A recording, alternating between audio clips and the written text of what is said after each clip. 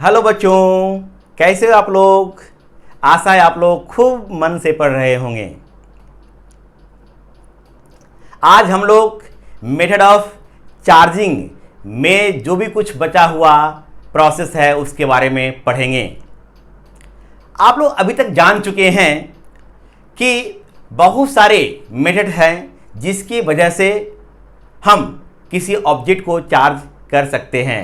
जैसे पहला था चार्जिंग बाय रबिंग, या उसी को हम लोग कह रहे थे फ्रिक्शनल इलेक्ट्रिसिटी। इसके बारे में मैंने डिस्कस कर दिया था। Second process charging by conduction. Third charging by induction. ये दोनों प्रोसेस जानने के लिए आपको लेक्चर 3B और 3C ढंग से देखना पड़ेगा, तब बहुत अच्छे से समझ में आएगा। और भी कुछ प्रोसेस थे जिसमें था field emission, photo electric effect and thermionic emission. तो आज हम लोग चर्चा करेंगे चार्जिंग बाय कंडक्शन। लिखिए अब हम लोग सेकेंड प्रोसेस चार्जिंग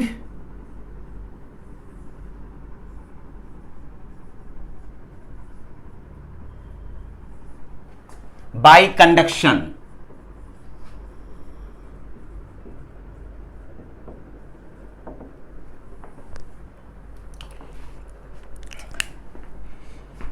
इस मेथड से हम सिर्फ कंडक्टर्स को चार्ज कर सकते हैं। इसके पहले जो मैंने मेथड बताया था चार्जिंग बाय रबिंग, उससे कंडक्टर्स या इंसुलेटर्स दोनों को चार्ज किया जा सकता था, लेकिन इससे सिर्फ जो है हम कंडक्टर को चार्ज करेंगे। तो लिखें first this method is only applicable for conductors.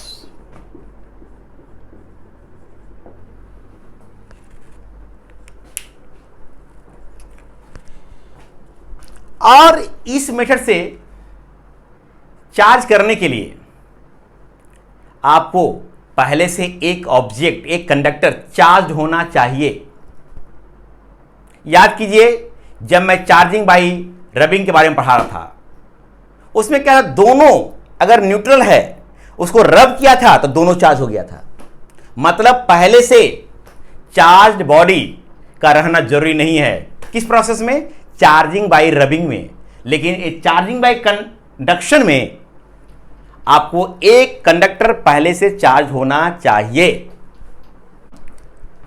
तो लिखिए आप लोग, इन दिस मेथड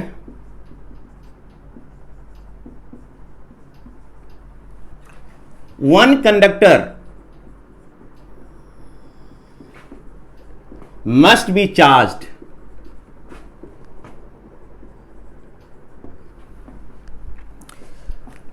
तो अभी तक आप लोगों ने जाना कि ये जो मेथड है, कंडक्शन का जो मेथड है आपका, वो सिर्फ कंडक्टर के लिए है।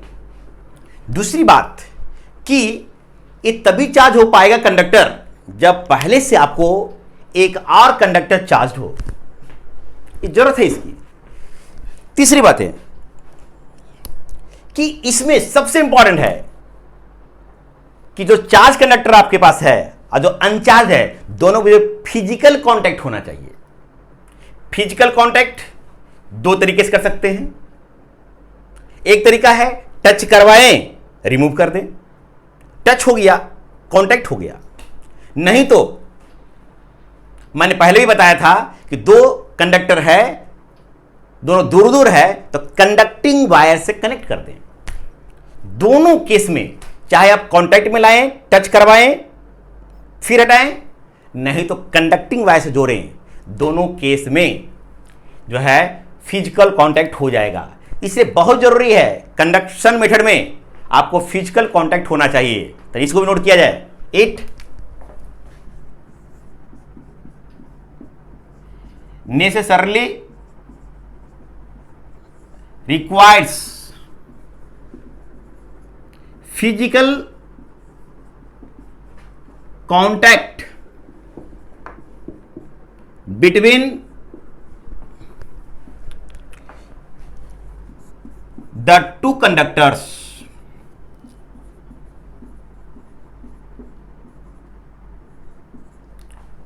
फिजिकल कांटेक्ट चाहिए, रब करना जरूरी नहीं है। चार्जिंग बाय रबिंग में क्या था, हमने रब किया था, इसको भी लिख देते हैं एंड नो रबिंग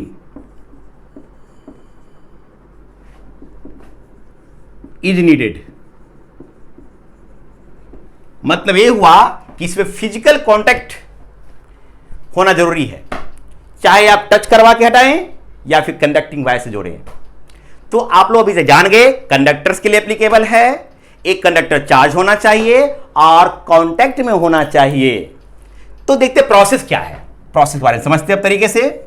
तो मान लिया जाए कि आपके पास कोई एक कंडक्टर है, किसी भी शेप में हो सकता है, कोई बड़ी बात नहीं है, मैंने स्फेरिकल ले लिया, लेकिन किसी भी शेप में हो सकता है, जो भी हो। तो आपने इसको चार्ज कर दिया, क्योंकि आपको एक चार्ज कंडक्टर चाहिए, तो आपने इसमें चार्ज दिया। एक कंडक्टर है, चार्ज दिया तो कहां रहेगा, आप लोग पढ़ चुके हैं लास्ट क्लास में, आउटर मोस्ट सरफेस पर। अगर ये सॉलिड भी है तब भी अंदर नहीं रहेगा, आप जान चुके हैं, बाहर ही रहेगा। तो यहां चार्ज आ गया। मान लें कि आपने क्यू चार्ज दे दिया इसको, और आपके पास एक जो दूसरा कंडक्टर है जो न्यूट्रल है, इसको चार्ज किया जाना है, जो आपको चार्ज करना है किस मीटर से, कंडक्शन मीटर से। तो ये न्यूट्रल कंडक्टर है, किसी भी शेप में हो सकता है।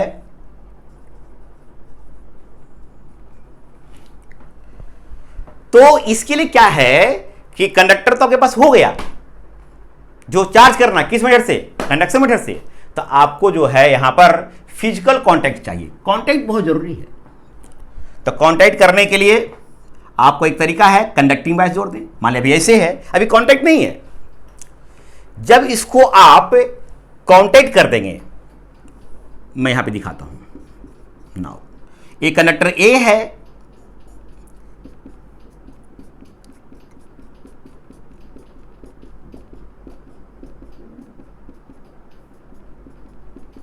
और एक कंडक्टर बी है।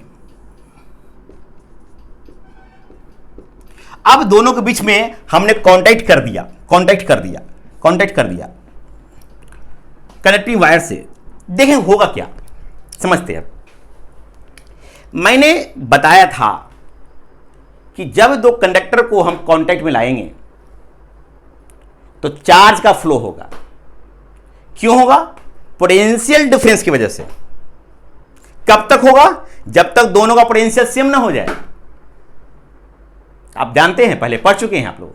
हाँ, इसमें और बताया था पॉजिटिव चार्ज किधर किधर मूव करता है, हाई पोटेंशियल से लो पोटेंशियल। नेगेटिव चार्ज किधर मूव करेगा, होता है लो पोटेंशियल से हाई पोटेंशियल। जानकारी के लिए बता दूं, पॉजिटिव चार्ज प्रोटॉन पे है, वो रियली मूव नहीं करता है। कौन मूव करता है, फ्री इलेक्ट्रॉन्स, वही मूव कर सकता है। क्या देखते हैं अब यहां पर। तो अब मैंने इसको कांटेक्ट में किया, कंडक्शन मीटर में कांटेक्ट जरूरी है। तो अब क्या होता है समझने की कोशिश करते हैं। तो कांटेक्ट करने के पहले इसका पोटेंशियल देखते हैं। तो लास्ट क्लास में मैंने चर्चा किया था कि पोटेंशियल का फॉर्मूला समझ लो स्फेरिकल के लिए, के क्यू बाई आर।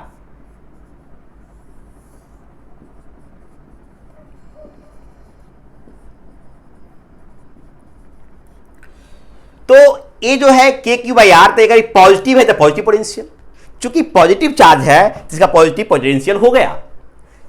समझने के लिए मान लेते हैं 10 वोल्ट मान लेते हैं, काफी दूर रखा हुआ है, मान लो काफी दूर रखा हुआ है, आई न्यूट्रल है, चार्ज नहीं है, तो पोटेंशियल जीरो होगा। इसका पोटेंशियल कितना हुआ, जीरो। तो जीरो पोटेंशियल, यहां पोटेंशियल 10 वोल्ट, तो पोटेंशियल में डिफरेंस हुआ। अब पोटेंशियल में डिफरेंस है तो चार्ज का फ्लो होगा। चार्ज का फ्लो, तो कौन सा चार्ज फ्लो करेगा, प्रोटॉन या फ्री इलेक्ट्रॉन्स। प्रोटॉन कभी मूव नहीं करता है, वह न्यूक्लियस के अंदर है, उसको निकालना आसान नहीं है, इसीलिए कौन मूव करेगा, फ्री इलेक्ट्रॉन्स। फ्री इलेक्ट्रॉन से कौन charge? Negative charge. Negative charge किधर किधर मूव करता है? लो पोटेंशियल से हाई पोटेंशियल। तो ये लो पोटेंशियल है और ये हाई पोटेंशियल है, तो इधर से इलेक्ट्रॉन निकल के इसमें आएगा। कब तक आएगा? जब तक कि दोनों का पोटेंशियल सेम ना हो जाए। अब समझें आप, अब इससे इलेक्ट्रॉन जब निकलेगा तो इसमें कौन चार्ज आएगा? पॉजिटिव चार्ज आएगा। तो अब जो है इस पे पॉजिटिव चार्ज आ गया, क्योंकि स्फीयर बी, कंडक्टर बी से फ्री इलेक्ट्रॉन्स निकल रहा है। क्यों निकला? क्योंकि लो पोटेंशियल पे था और वो हाई पर था, एक कंडक्टर हाई पे था, निकला तो इसमें पॉजिटिव चार्ज आ गया। इसमें इलेक्ट्रॉन आएंगे तो जो पहले से चार्ज है पॉजिटिव, उसकी मात्रा में कमी आएगी। तो इस तरह से इस पे अब अलग चार्ज हो गया। मानते इस पर चार्ज आपका हो गया Q1, इस पर चार्ज हो गया Q2। हाँ, लेकिन ऐसा कब तक हुआ? जब तक कि दोनों पोटेंशियल सेम ना हो जाए। तो इसका फाइनल पोटेंशियल, इसकी इतना जरूरत नहीं है, V है तो इसका भी V होगा। तो यहां पे आप कह सकते हैं, मैंने लास्ट क्लास में पढ़ाया है, चूंकि दोनों कांटेक्ट में आ गया है, चार्ज का डिस्ट्रीब्यूशन हुआ है, कांटेक्ट में आया है, तो इसलिए जो है हम लगा सकते हैं कंजर्वेशन ऑफ चार्ज। तो अप्लाई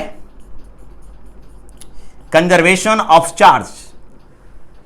कांटेक्ट में आने के पहले कितना चार्ज है? Q, इस पर 0, तो Q प्लस 0 Q, और आने के बाद Q1 प्लस Q2, तो लिखेंगे फाइनल चार्ज आइसोलेटेड सिस्टम पर जो है वही इनिशियल होगा। मतलब जो Q1 प्लस Q2 बराबर Q। इसे मैंने लास्ट क्लास में चर्चा किया था। हम कंडक्शन प्रोसेस पे बातें हैं। देखो ये चार्ज है कंडक्टर, ये अनचार्ज था। जब मैंने कांटेक्ट में लाया तो पोटेंशियल डिफरेंस के वजह से जो है फ्री इलेक्ट्रॉन्स यहां से इधर जा रहा है, लो पोटेंशियल से हाई पोटेंशियल की ओर। अब फाइनली ये चार्ज हो गया, अनचार्ज कंडक्टर चार्ज हो गया। तो एक कंडक्टर चार्ज हो गया, जिस मेथड से चार्ज हुआ है ना, उसी का नाम है charging by conduction. Charging by conduction. तो चार्जिंग बाय कंडक्शन में क्या क्या इंपॉर्टेंट बात हो गई? पहली बात, एक कंडक्टर होना चाहिए। क्यों होना चाहिए? अगर एक कंडक्टर नहीं होगा तो इसमें फ्री इलेक्ट्रॉन्स नहीं होगा, क्योंकि पढ़ चुके हैं कंडक्टर में फ्री इलेक्ट्रॉन्स होता है। फ्री इलेक्ट्रॉन्स नहीं होगा, और जब नहीं होगा तो कहां से मूव करेगा? क्योंकि इलेक्ट्रॉन ही तो इधर से गया। इसलिए कंडक्टर होना जरूरी है, पहली बात। दूसरी बात कि इस पे पॉजिटिव चार्ज आ गया, तो ये नहीं समझना है कि यहां से प्रोटॉन निकल के यहां आया, ये नहीं समझना है। क्यों यहां पे आया पॉजिटिव चार्ज? इससे फ्री इलेक्ट्रॉन्स निकला है, और जब इलेक्ट्रॉन निकलता है ना तो पॉजिटिव चार्ज आता है। तो इस रियली समझना है कि प्रोटॉन नहीं मूव करता है, कौन मूव करता है? Free electrons. तो सीखे अनचार्ज कंडक्टर फाइनली चार्ज हो गया। यहां फिजिकल कांटेक्ट जरूरी है। इसी मेथड को हम कहेंगे चार्जिंग बाय कंडक्शन। तो चार्जिंग बाय कंडक्शन में पहली बात, कंडक्टर होना चाहिए चार्ज होने के लिए। दूसरी बात, पहले से ये नहीं होता, अगर ये अनचार्ज होता तो क्या इसका भी जीरो पोटेंशियल, इसका भी जीरो पोटेंशियल, क्या हो पाता चार्ज? ये नहीं हो पाता। तो ये अनचार्ज रहेगा। अगर इसको कांटेक्ट करोगे, अनचार्ज को कुछ नहीं होने वाला, इसीलिए इसको चार्ज होना जरूरी है। इसलिए फर्स्ट पॉइंट मैंने लिखा था कंडक्टर के लिए ये एप्लीकेबल है, और सेकेंड पॉइंट कि एक कंडक्टर जो है आपका चार्ज होना चाहिए। थर्ड कंडीशन, फिजिकल कांटेक्ट हो, कनेक्शन होना चाहिए कंडक्टिंग वायर से, या टच करके हटाओ, तब जो ये चार्ज हो जाता है। क्यों चार्ज होता है? पोटेंशियल डिफरेंस की वजह से। पोटेंशियल डिफरेंस की वजह से चार्ज फ्लो किया, तो क्यों चार्ज हुआ? पोटेंशियल डिफरेंस की वजह से। और फाइनली इसका चार्ज जो है कुछ इस पे आ गया। मतलब क्या हुआ कि जो आपका ओरिजिनल जो बॉडी था, जो चार्ज बॉडी था, उसी का एक पार्ट इस पे आया है। मतलब वही चार्ज जो है ना, कुछ पार्ट इस पे आ गया है, और दोनों पे फाइनली सेम नेचर का चार्ज होगा। तो कंडक्शन में दोनों पर फाइनली सेम नेचर का चार्ज होगा। तो ये हमारा था चार्जिंग बाय कंडक्शन।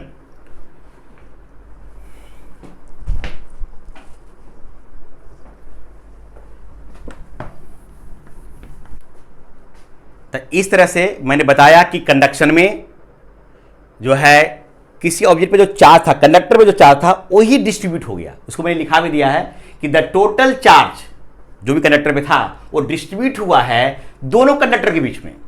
क्यों हुआ? पोटेंशियल डिफरेंस की वजह से। और इस तरह से दोनों जो है सेम नेचर के चार्ज से चार्ज हो गया।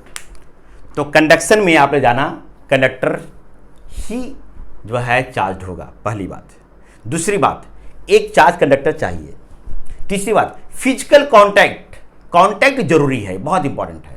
और चौथी बात, पोटेंशियल डिफरेंस की वजह से दोनों चार्ज हो गया। एक तो चार्ज था ये, तो एक चार्ज हो गया।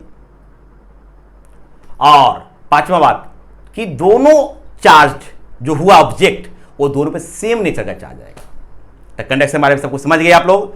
अब है charging by induction. Charging by induction में क्या खास बात है? इसमें जो है ना रबिंग इसमें भी नहीं करना है। जैसे चार्जिंग बाय फ्रिक्शन में हम रबिंग करते थे, और चार्जिंग में कंडक्शन में हम कॉन्टैक्ट में करते थे।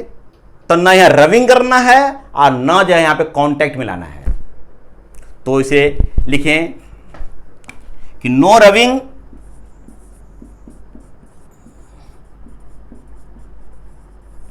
And no physical contact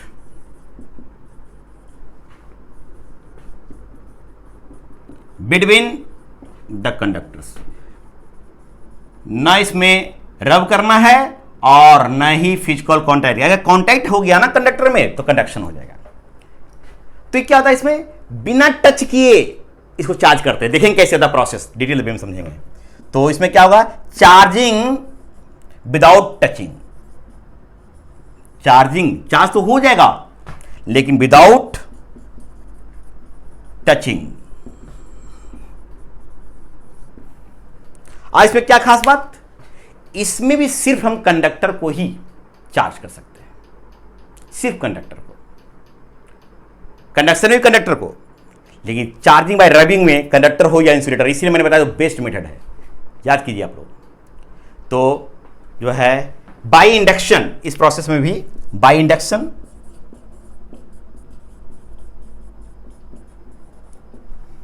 only conductors can be charged. सिर्फ कंडक्टर को ही हम चार्ज कर सकते हैं। और इसमें भी एक चार्ज ऑब्जेक्ट चाहिए, लेकिन कंडक्शन में भी चाहिए था एक चार्ज ऑब्जेक्ट, एक इसमें भी चाहिए। लेकिन अंतर है, कंडक्शन में जो चार्ज ऑब्जेक्ट चाहिए वो कंडक्टर होना चाहिए, लेकिन इंडक्शन में जो चार्ज ऑब्जेक्ट चाहिए वह कंडक्टर का भी हो सकता है और इंसुलेटर का। कोई इसमें जरूरत नहीं कि कंडक्टर ही होना चाहिए, कुछ भी हो बस, लेकिन चार्ज होना चाहिए। तो लिखिए एटलीस्ट वन बॉडी। ये जो आपका जो बॉडी जो है ना, ये कंडक्टर भी हो सकता है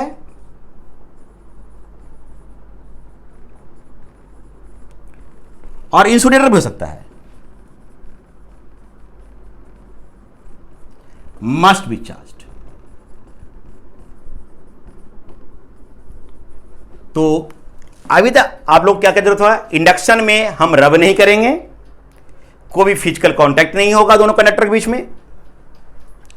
चार्जिंग तो होगा इसमें, लेकिन टच नहीं करना है। देखेंगे कैसे होगा प्रोसेस, आप डिटेल समझेंगे इसको हम। और सिर्फ कंडक्टर ही चार्ज होगा। और इसमें हमको एक बॉडी चाहिए, चाहे वो कंडक्टिंग हो या इंसुलेटिंग, वो मायने रहता है, लेकिन एक चार्ज बॉडी चाहिए। At least one body must be charged. तो प्रोसेस क्या है, अब इसको समझने की कोशिश करते हैं।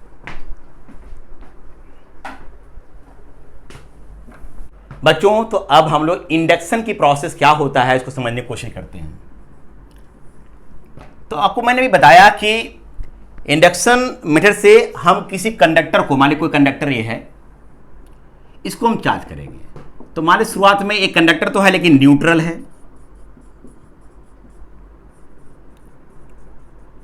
और इसी को चार्ज करना है। किस मेथड से करना है? इंडक्शन मेथड से। तो उसमें क्या चाहिए आपको?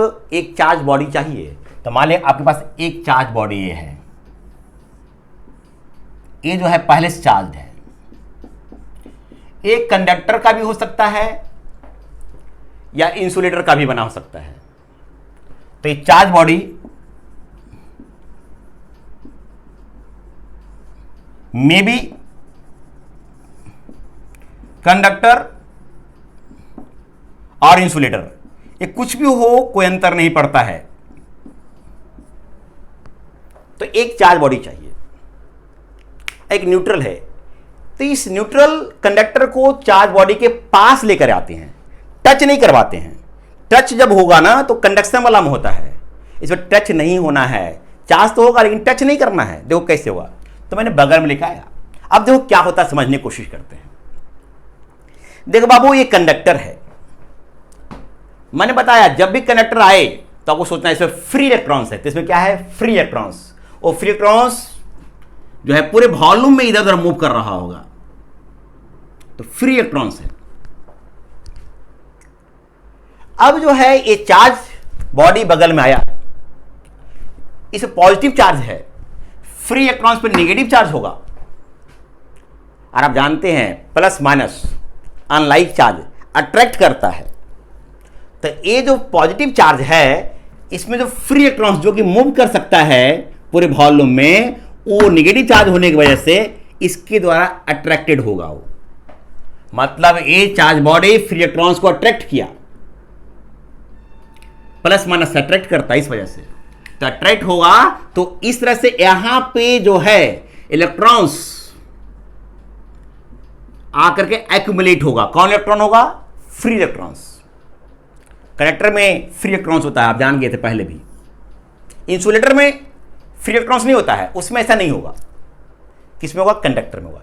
जब फ्री इलेक्ट्रॉन्स इधर आए, इधर आके जमा हो गया, तो बताओ यहां पे पहले क्या था जो समझने की कोशिश करें। हर एक जगह न्यूक्लियस होगा। ये मैटर है, मॉलिक्यूल से बना होगा, मॉलिक्यूल आइटम से, तो न्यूक्लियस होगा। न्यूक्लियस हर एक जगह होगा।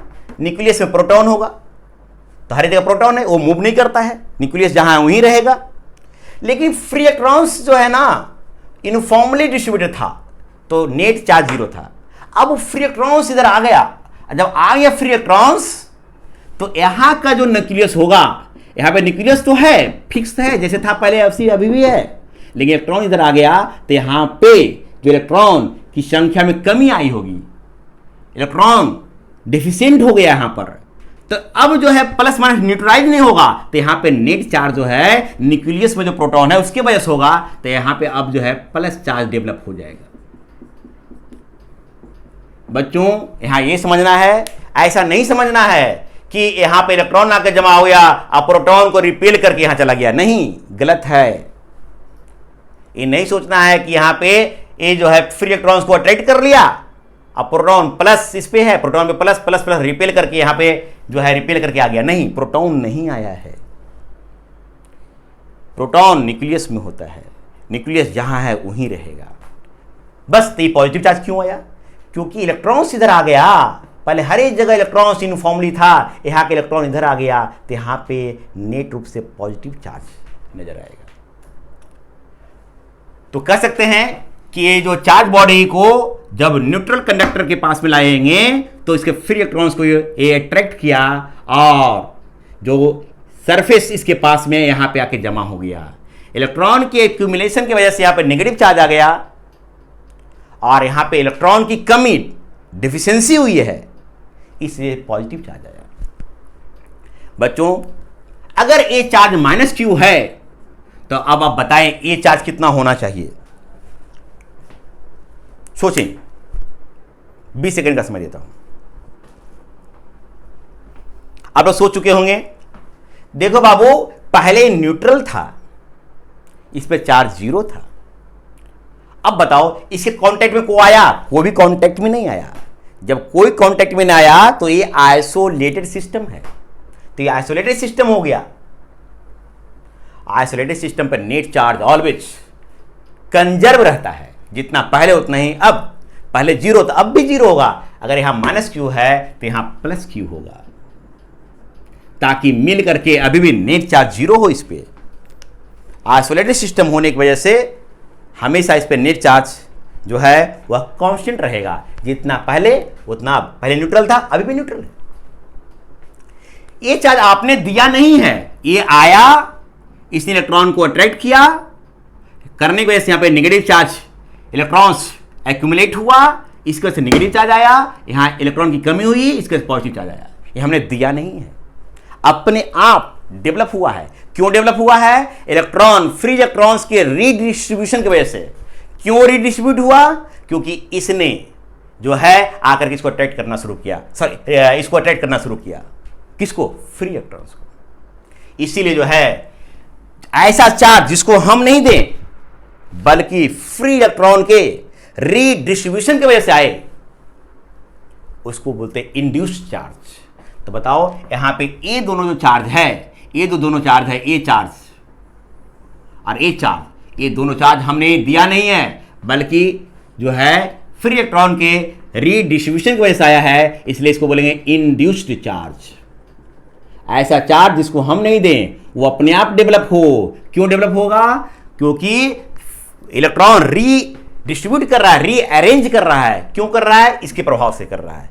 तो जो हम नहीं दें बल्कि खुद इलेक्ट्रॉन की वजह से हो, रिड्यूसेशन की वजह से हो, उसको इंड्यूस चार्ज कहते हैं। तो आर नेट इंड्यूस चार्ज जो है हमेशा जीरो होता है। -q + q मिलके जीरो। अगर ये -q है तो +q होगा। तो यहां पे नोट करें कि charge developed in the conductor due to redistribution of free electrons। आई क्यों रिडिस्ट्रीब्यूट हो रहा है? क्योंकि इसके बगल में है, इन द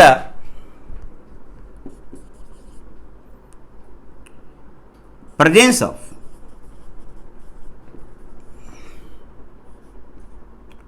चार्ज बॉडी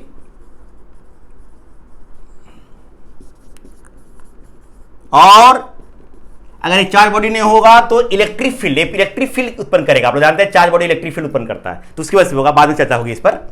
तो और इन द इलेक्ट्रिक फील्ड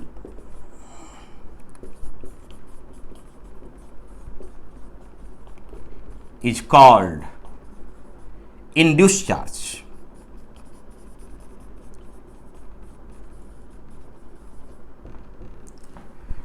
तो आप लोग अभी सीखे कि जो चार्ज डेवलप हुआ है कंडक्टर में, charge developed in the conductor, क्यों? Due to redistribution of free electrons. Free electron redistribute किया, इसलिए क्यों रीडिस्ट्रीब्यूट हुआ? In the presence of charge body और in the electric field is called induced charge. तो ये इसको इंड्यूस्ड चार्ज कहेंगे। और एक चीज जाने कि नेट इंड्यूस्ड चार्ज लिखते जाए एकदम, net induced charge on conductor is always zero. हमेशा जीरो होगा, हमेशा जीरो होगा, जितना ए उतना ही ए। तो अभी तक आप लोग देखा कि जब किसी कंडक्टर को हम चार्ज बॉडी के पास में लेके आएंगे तो क्या होगा। तो क्या हो रहा है यहां पर? फ्री इलेक्ट्रॉन्स को इसने अट्रैक्ट किया, एक्यूमुलेट हुआ, नेगेटिव चार्ज डेवलप हुआ, और इधर इस एंड पर फ्री इलेक्ट्रॉन्स की डेफिशिएंसी हुई, जिसकी वजह से पॉजिटिव चार्ज डेवलप हुआ। इसको हम इंड्यूस्ड चार्ज कहेंगे। लेकिन बाबू अभी तक ये चार्ज नहीं हुआ है। अगर तुम इसको हटा लोगे तब फ्री इलेक्ट्रॉन्स पहले जैसे था यूनिफॉर्मली डिस्ट्रीब्यूटेड इस बॉडी में, वैसे ही हो जाएगा। ये चार्ज नहीं हुआ है, अभी भी नेट चार्ज जीरो है। लेकिन अभी समझे क्या क्या फिनोमेना इसके अंदर हुआ है, लेकिन चार्ज अभी नहीं हुआ है। आगे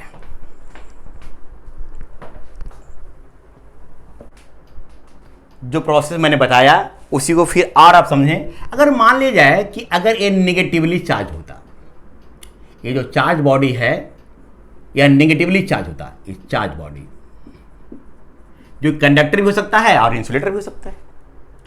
अगर यहां पे न्यूट्रल कंडक्टर को हम लेके आते तो देखो क्या होता बाबू, तो ये न्यूट्रल कंडक्टर है।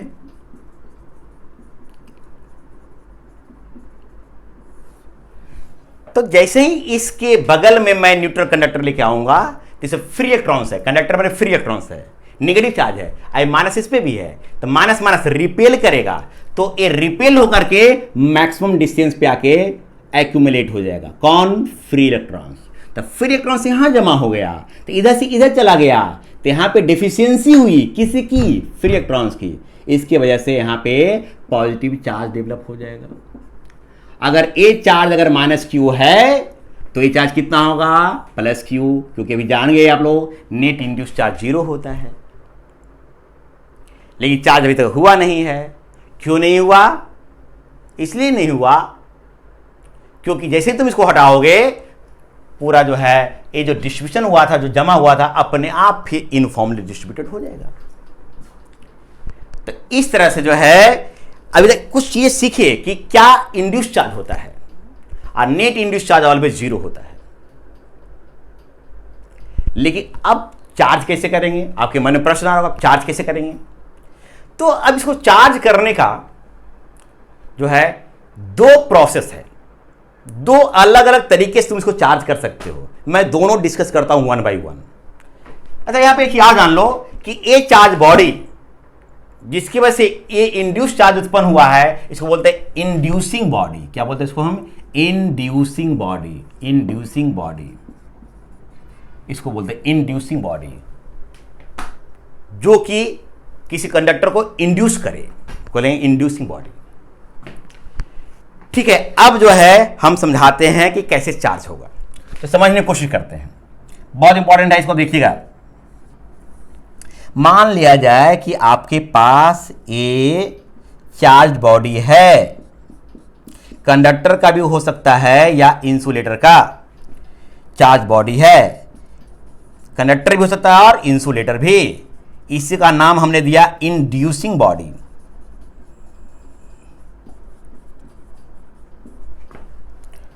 और मान लिया कि ये आपके कंडक्टर है, स्फेरिकल, न्यूट्रल। इसको मैं चार्ज करना चाहता हूं, तो क्या करो कि इसको एक इंसुलेटिंग स्टैंड पर रख दो। इंसुलेटिंग स्टैंड,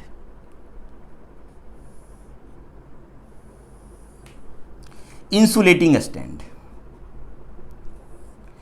इंसुलेटिंग स्टैंड मतलब ये हुआ कि अगर ये ऑब्जेक्ट चार्ज भी हो गया ना, चार्ज ये तो अर्थ है, अर्थ भी कंडक्टर है, लास्ट क्लास में देखे थे। अगर ये चार्ज हो गया, अर्थ है, तो जोड़ेंगे तो इसका चार्ज इस पर चला जाएगा, कंडक्टिंग रहेगा। तो इंसुलेटिंग अगर मटेरियल का बना हुआ है, मतलब ये हुआ जो इस पे चार्ज है इसी पर रहेगा, इससे अर्थ में चार्ज नहीं जाएगा, या अर्थ से इस पे चार्ज नहीं आएगा। इसलिए दोनों को मैंने सेपरेट कर दिया, तो इसलिए इंसुलेटिंग स्टैंड। इसका मतलब जो इस पर चार्ज डेवलप अभी हुआ नहीं है, न्यूट्रल है, तो जो इस पे जो है डेवलप होगा वो इसी पर रह जाएगा, वो अर्थ में नहीं जाएगा। ऐसे आप जानते हैं, मैंने लास्ट क्लास एग्जांपल भी दिया था कि कोई चार्ज बॉडी है और उसको अर्थ से जोड़ा था, तो फाइनली डिस्चार्ज हो गया था, क्योंकि फाइनल पोटेंशियल उस कंडक्टर का 0 होना है। उसके लिए इलेक्ट्रॉन जितना चाहे उतना दे देगा अर्थ, या फिर उतना ले लेगा। मैंने लास्ट लेक्चर में, लेक्चर 3C में इसको चर्चा भी किया था। तो इसीलिए कि इसका जो इंसुलेटिंग स्टैंड मतलब ये हुआ कि अर्थ से इसका कोई कनेक्शन नहीं है, जो चार्ज इस पर है इसी पर रहेगा। खैर अभी तो अनचार्ज है, तो हमने ऐसा कर दिया। जब ऐसा कर दिया ना, तो अभी क्या होगा? अगर ऐसा तुम करोगे तो, अगर करोगे तो इसके बगल में लाया, फ्री इलेक्ट्रॉन्स होंगे इसमें, इसको अटैच कर लिया पॉजिटिव चार्ज, तो यहां पे डेफिशिएंसी हो गई, लेकिन चार्ज अभी नहीं हुआ, चार्ज अभी नहीं हुआ। तो इसके लिए क्या तरीका आप करते हैं कि एक और जो है कंडक्टर, न्यूट्रल कंडक्टर लेके आते हैं इसके बगल में, इस पर टच करके रखते हैं।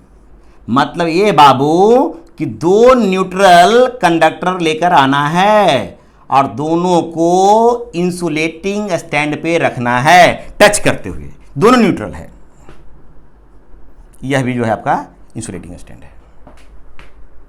अब देखो क्या होगा, समझने की कोशिश करते हैं। ये हमारा जो है न्यूट्रल दोनों है, और ये चार्ज बॉडी के बगल में रख दिए। जो इसे फ्री इलेक्ट्रॉन्स है उसको क्या करेगा, अट्रैक्ट, तो अट्रैक्ट करेगा तो यहां पे जमा हो जाएगा, जो इसके नियरेस्ट सरफेस वहां पे आके जमा हो जाएगा। जब जमा हो जाएगा, चूंकि कांटेक्ट में है तो इसे इसमें भी मूव कर सकता है, कंडक्टर है, फ्री इलेक्ट्रॉन्स मूव कर सकता है। इसलिए जो है ये जो सब इधर आ जाएगा, इसके भी इलेक्ट्रॉन्स को खींचेगा, और जब खींचेगा तो नियरेस्ट जो सरफेस पर जो अपोजिट नेचर का आ जाएगा, प्लस है तो माइनस डेवलप होगा यहाँ पर। अब प्लस कहां डेवलप होगा, तो फारदेस्ट सरफेस पे, जो दूर सरफेस रहेगा, इस तरह से। यहां भी देखें, जो पास में है अपोजिट नेचर का चार्ज आएगा, और दूर में यहां पे। तो इसलिए जो है, अब जब कांटेक्ट में जब दो ऑब्जेक्ट हो गया, तो इलेक्ट्रॉन को इसने अट्रैक्ट किया तो यहां पे आ गया इलेक्ट्रॉन जमा। इधर जो इलेक्ट्रॉन की डिफिशियंसी हुई तो यहां पे आ गया पॉजिटिव चार्ज, डिफिशियंसी की वजह से हुआ। यहां एक प्रोटॉन आया नहीं, पहले सीख चुके हैं सब आप। अब क्या करेंगे, समझना बढ़िया से। अगर तुम इसको भी हटा लो, इसको, तो जैसे था वैसे ही रह जाएगा। ये न्यूट्रल था, ये न्यूट्रल था, न्यूट्रल रह जाएगा। लेकिन क्या करना तुम, कि इसको बगल में रखे हुए रहना, और तब इसको सेपरेट कर दो। ध्यान दें, अगर तुमने पहले इसको हटा लिया, इसको, तो जैसे था फिर जो है आपस में रीडिस्ट्रीब्यूट करके जैसे था यूनिफॉर्मली डिस्ट्रीब्यूटेड हो जाएगा। क्योंकि ये जो इंड्यूस्ड चार्ज जो डेवलप हुआ है बाबू, ये तो इसके प्रभाव में हुआ है। एक टेम्पररी इफेक्ट होता है, परमानेंट इफेक्ट नहीं है। जैसे ही तुम इसको हटाओगे, जैसे था वैसे हो जाएगा, जब ये लाओगे इस तरह से हो जाएगा। इसीलिए ध्यान रखेंगे कि अगर इसको पहले हटा लिया तो जैसे था वैसे ही हो जाएगा, और कोई भी चार्ज नहीं होगा डेवलप। इसलिए इसको रखना, तब इस तरह से इंड्यूस्ड चार्ज उत्पन्न हो गया, और तब रखते हुए तब इसको सेपरेट कर दो। जब तुम इसको सेपरेट कर दोगे तो क्या होगा, जो समझो बढ़िया से।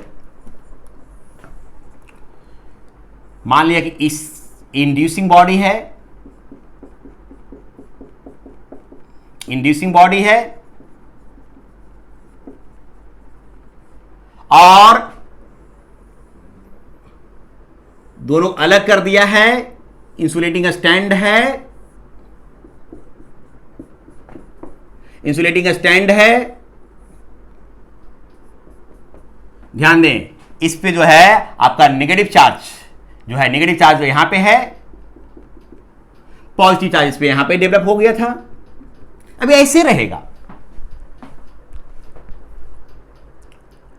अब अगर तुम इसके बाद, अगर तुम इसको हटा लो, इसको हटा लो, इसको, तो सिर्फ ये दोनों रह जाएगा। और जब ये दोनों रह जाएगा, समझना बढ़िया से एक चीज, देखो कैसे कैसे होगा सब। जब ये दोनों रह जाएगा, तो ध्यान दें कि इसमें माइनस चार्ज अब आ गया है, ऐसे प्लस चार्ज आ गया। अगर इसको मैं बोल दूं माइनस क्यू, इसको मैं बोल दूं plus Q, net induce charge 0 होगा। तो इसमें माइनस चार्ज, ये माइनस क्यू है, ये प्लस क्यू है। अब इसमें माइनस क्यू चार्ज है, इसमें प्लस क्यू चार्ज है, लेकिन प्लस माइनस अपोजिट नेचर का है, अनलाइक चार्ज है, डिसिमिलर चार्ज है। अट्रैक्ट करेगा तो अट्रैक्ट करेगा तो अट्रैक्ट करेगा, तो एक क्या आ जाएगा, यहां पे माइनस चार्ज अब आ जाएगा बाबू, और यहां प्लस चार्ज आ जाएगा। क्योंकि इसमें चार्ज का मूवमेंट हो सकता है, कंडक्टर में ही तो खासियत है। अब इस तरह से यहां पे आ जाएगा, समझे बढ़िया से। तो ये अब माइनस क्यू हो जाएगा, यहां प्लस क्यू, क्योंकि प्लस अट्रैक्ट करेगा, और अट्रैक्ट करेगा मिनिमम डिस्टेंस पर रहेगा। ऐसा हो गया।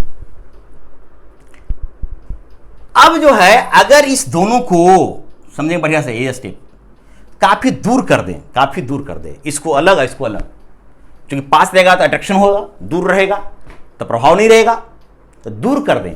जब दूर कर दें, मान लीजिए हमने इसका नाम ए दिया, इसका नाम बी दिया, इसका नाम ए दिया, इसका नाम बी दिया, तो अब इसको दूर कर दें। तो जब दूर कर देंगे, अब इसके प्रभाव में है ही नहीं, तो अब चार्ज इस पे आ गया माइनस क्यू आ गया। तो आपको मैंने बताया था लास्ट लेक्चर में कि अगर कोई स्फेरिकल बॉडी है, चार्ज जब भी रहेगा तो यूनिफॉर्मली डिस्ट्रीब्यूटेड रहेगा, और भी कहां पर, आउटर मोस्ट सरफेस पर। तो ये चार्ज जो है आउटर मोस्ट सरफेस पर यूनिफॉर्मली डिस्ट्रीब्यूटेड हो जाएगा। कब होगा, जब जो है इसके प्रभाव में और कोई अगल बगल चार्ज न रहे। यहां पे ऐसा नहीं होगा यूनिफॉर्मली, क्योंकि बगल में है, ये है अट्रैक्शन की वजह से ऐसा रहेगा। यहां पे यूनिफॉर्मली डिस्ट्रीब्यूटेड हो जाएगा, आई माइनस क्यू यूनिफॉर्मली हो जाएगा। मैं ये सिंबल जो है काफी दूर है, इसके लिए सिंबल यूज करूंगा, काफी दूर है, मैंने इससे काफी दूर वो वाला है, और इसको काफी दूर लेके चला गया बी को, तो एक काफी दूर है तो सिर्फ अकेले हो गया, ये पास कोई और नहीं है, दूसरा चार्ज का प्रभाव नहीं पड़ेगा। तो इस पे जो माइनस क्यू चार्ज है वो कैसे डेवलप होगा, सरफेस पर यूनिफॉर्मली। जब भी स्फेरिकल अगर हो, अगर स्फेरिकल शेप में है तो उस केस में ये जो है हमारा प्लस क्यू जो हो जाएगा हमारा यूनिफॉर्मली डिस्ट्रीब्यूटेड होगा। ध्यान दें, अगर ये स्फेरिकल शेप में नहीं रहेगा, इसको मैंने हटा दिया, तो ये आउटर मोस्ट सरफेस पर तो आएगा लेकिन डिस्ट्रीब्यूशन यूनिफॉर्म नहीं रहेगा। मैंने बताया था स्फेरिकल बॉडी पे ही चार्ज कंडीशन यूनिफॉर्म रहेगा। अगर इरेगुलर शेप में रहेगा तो माइनस क्यू तो आउटर मोस्ट पर रहेगा लेकिन यूनिफॉर्म नहीं रहेगा। उसी तरह यहाँ प्लस क्यू तो रहेगा लेकिन यूनिफॉर्म नहीं रहेगा, ये ध्यान दें।